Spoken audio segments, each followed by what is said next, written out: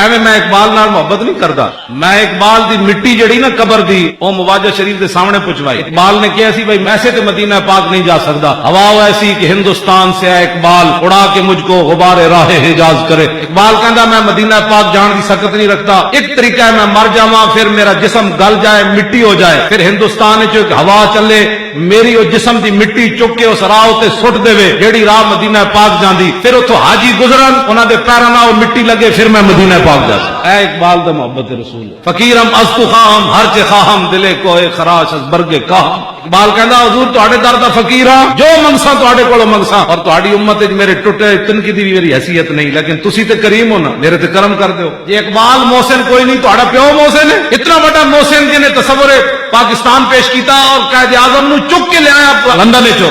قائد اعظم تے چھڈ گئے سی برے صغیر، حضرت سلطان الہند آئے اقبال کو، فرمایا اقبال رسول اللہ نے فرمایا قائد اعظم نو لے آؤ۔